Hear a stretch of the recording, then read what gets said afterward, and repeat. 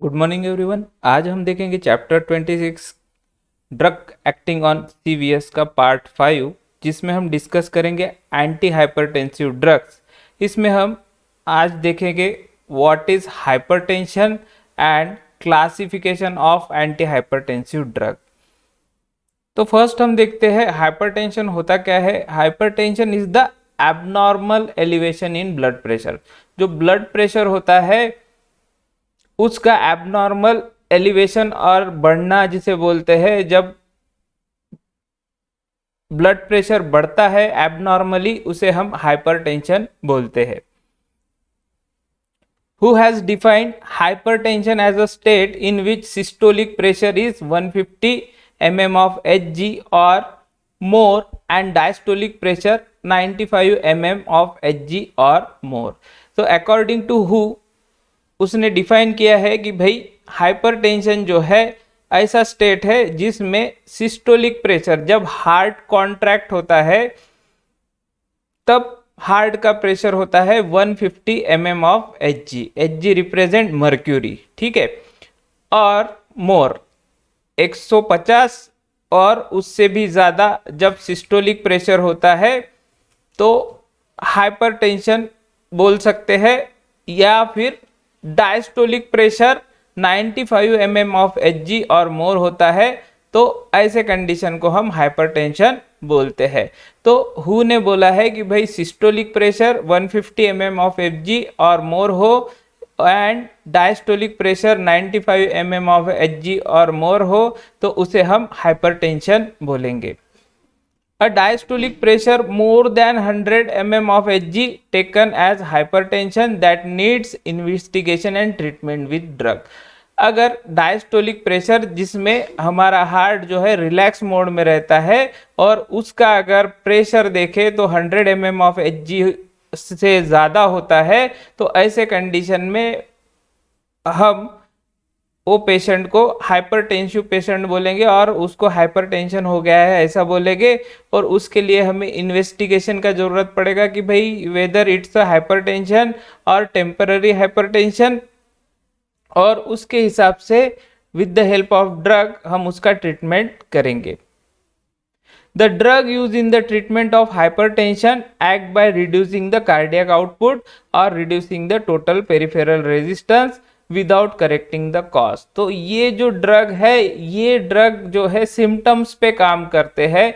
Means cardiac output अगर बहुत ज्यादा हो गया है और पेरिफेरल रेजिस्टेंस अगर बढ़ गया है जिसके वजह से ब्लड प्रेशर बढ़ गया है, उस पे ड्रग जो है एज अ ट्रीटमेंट काम करता है in case of hypertensive patient. But actual cause को करेक्ट करने का काम ये ड्रग नहीं करता है। मींस जिसके वजह से हाइपरटेंशन हुआ है वो कॉज को फाइंड आउट नहीं करता, रूट कॉज को फाइंड आउट नहीं करता, बट सिम्टोमेटिक ट्रीटमेंट करके हम हाइपरटेंसिव ड्रग को यूज करते हैं जिसमें कार्डियक आउटपुट को रिड्यूस करना as well as reducing the total peripheral resistance. जो पेरिफेरल रेजिस्टेंस है ब्लड वेसल्स का उसको रिड्यूस करके हम जो है हाइपरटेंसिव पेशेंट को नॉर्मल कंडीशन पे लाते हैं और उसका ब्लड प्रेशर नॉर्मल कंडीशन पे लाते हैं without correcting the cause. Means उसका एक्चुअल जो कॉज है हाइपरटेंशन का उसको हम ढूंढते नहीं है, बल्कि जो सिम्टम्स है एलिवेटेड ब्लड प्रेशर उस पे हम काम करते हैं और जिसके वजह से हमें पेशेंट को नॉर्मल करने में हेल्प मिलता है। अब हम देखते हैं classification of anti hypertensive drugs. तो क्लासिफिकेशन बहुत बड़ा है इसका। तो फर्स्ट कैटेगरी आती है ड्रग एक्टिंग सेंट्रली। जो ड्रग सेंट्रल नर्वस सिस्टम पे एक्ट करते हैं उसको बोलेंगे ड्रग एक्टिंग सेंट्रली। तो इसमें आता है क्लोनिडिन, मिथाइल डोपा। फिर सेकंड कैटेगरी आती है drug acting on autonomic ganglia. अब ये ऑटोनॉमिक गैंग्लिया क्या होता है ये हमने ऑलरेडी डिस्कस किया है ऑटोनॉमिक नर्वस सिस्टम में, तो आप वो चैप्टर भी रेफर कर सकते हैं। उसमें भी आते हैं गैंग्लियन ब्लॉकिंग एजेंट। जो गैंग्लियन ब्लॉकिंग एजेंट्स होते हैं वो ये कैटेगरी में आते हैं। तो इसके एग्जाम्पल है हेक्सामिथोनियम, मेकेमाइलामिन, पेम्पिडिन और ट्राइमिथाफैन।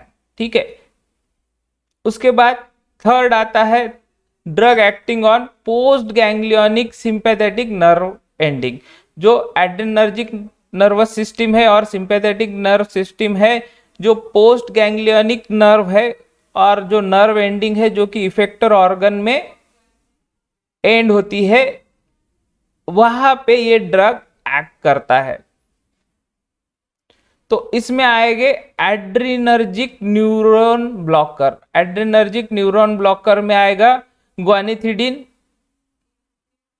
उसके बाद कैटाकोलामिन डिप्लीटर मीन्स कैटाकोलामिन को डिप्लीट करने का काम करता है, उसमें आएगा रेजरपिन। तो ये दो कैटेगरी ड्रग आएंगे post ganglionic sympathetic nerve ending पे काम करने वाले, specially blocking effect. Blocking effect means adrenergic neuron को ब्लॉक करेगा एट द इफेक्टर साइड, वहां पे आएगा ग्वानिथिडिन। और कैटाकोलामिन डिप्लीटर मीन्स जो कैटाकोलामिन होते हैं उसको उसकी साइड से निकालने का काम करेगा रेजरपिन। उसके बाद फोर्थ कैटेगरी आएगी drug acting on adrenergic receptor. जो एड्रेनर्जिक रिसेप्टर होते हैं और सिंपैथेटिक रिसेप्टर हम बोलेंगे, जो कि एड्रेनालिन के रिस्पांस में रिएक्ट होते हैं। तो ऐसे भी ड्रग है जो कि एड्रेनर्जिक रिसेप्टर पे काम करते हैं और इफेक्ट करते हैं as a anti hypertensive drug. तो उसमें आएगा alpha adrenergic blocker. Alpha adrenergic blockers इसमें आएंगे, इसका एग्जांपल है फिनॉक्सीबेंजामिन एंड पेंटोलामिन। तो ये दो ड्रग अल्फा एड्रेनर्जिक ब्लॉकर जो कि एक्ट करते हैं as a anti hypertensive drug. उसके बाद बीटा एड्रेनर्जिक ब्लॉकर्स में प्रोप्रेनालॉल बीटा एड्रेनर्जिक ब्लॉकर है जो कि एक्ट करता है एंटी हाइपरटेंसिव ड्रग करके। उसके बाद फिफ्थ वन आएगा drug acting directly on vascular smooth muscle. जो ब्लड वेसल्स होती है उसका कॉन्ट्रैक्शन और रिलैक्सेशन जो है with the help of smooth muscles होता है। तो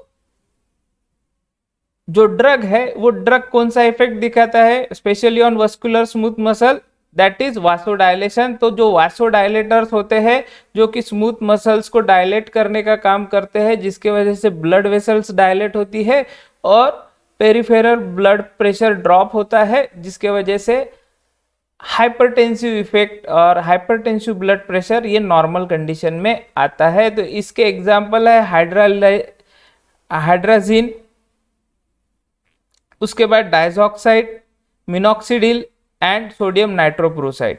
तो ये इसके एग्जांपल है जो कि स्मूथ मसल्स को डायलेट करते हैं और वस्कुलर स्मूथ मसल को डायलेट करते हैं और ब्लड वेसल्स को डायलेट करने का काम करते हैं, जिसे हम वासोडायलेटर्स बोलते हैं। उसके बाद drug acting reflexly by stimulating baroreceptor, इसमें आता है वेराट्रियम। तो ये क्या करता है, जब भी हमारा ब्लड प्रेशर बढ़ जाता है तो ब्लड प्रेशर बढ़ने के बाद ब्लड प्रेशर बढ़ना और कम हम होना ये बैरो रिसेप्टर पे डिपेंड करता है, जो कि बैरो रिसेप्टर हमारे ब्लड वेसल्स में प्रेजेंट होते हैं। तो ये जो ड्रग है वेरेट्रम जो है ये बैरो रिसेप्टर पे एक्ट करता है और बैरो रिसेप्टर पे एक्ट करने के बाद एंटी हाइपरटेंसिव इफेक्ट शो करता है। तो ये हो गई 6 कैटेगरी। 7th कैटेगरी है drug which block renin angiotensin aldosterone axis. Example है सैराल्सिन, स्पाइरोलैक्टोन और रेनिन एंजियोटेंसिन इनहिबिटर में कैप्टोप्रिल, एनालाप्रिल, ये जो आते हैं ये सब ये 7th कैटेगरी में आते हैं drug which blocks renin angiotensin aldosterone axis. अब ये रेनिन एंजियोटेंसिन अल्डोस्टेरॉन एक्सिस क्या होता है, जो रेनिन होता है एंड एंजियोटेंसिन जो होता है ये हेल्प करता है to increase blood pressure. Blood pressure है बढ़ाने में रेनिन एंजियोटेंसिन और अल्डोस्टेरॉन हेल्प करता है। तो अगर हम ब्लॉकर यूज करते हैं जिसकी वजह से ये जो सिस्टम है रेनिन एंजियोटेंसिन और अल्डोस्टेरॉन जो है ये ब्लॉक हो जाए, तो अल्टीमेटली ब्लड प्रेशर नहीं बढ़ेगा और हमारा ब्लड प्रेशर नॉर्मल कंडीशन में आ जाएगा। तो इसको बोलते हैं रेनिन एंजियोटेंसिन ब्लॉकर। उसके बाद है 8th category oral diuretics. Oral diuretics में आते हैं थायजाइड्स। ओरल डायूरेटिक्स जो हम ओरली लेते हैं जिसकी वजह से यूरिनेशन बढ़ जाता है, और यूरिनेशन बढ़ने की वजह से हमारा फ्लूइड लॉस होता है, और फ्लूइड लॉस होने की वजह से बॉडी का फ्लूइड कम होता है, और अल्टीमेटली ब्लड का वॉल्यूम कम होता है और ब्लड प्रेशर भी कम होता है।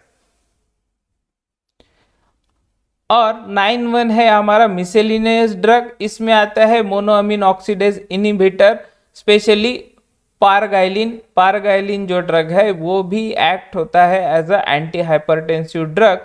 तो ये 9 कैटेगरी ऑफ ड्रग है जो कि यूज होती है as a anti hypertensive drug for the treatment of hypertension.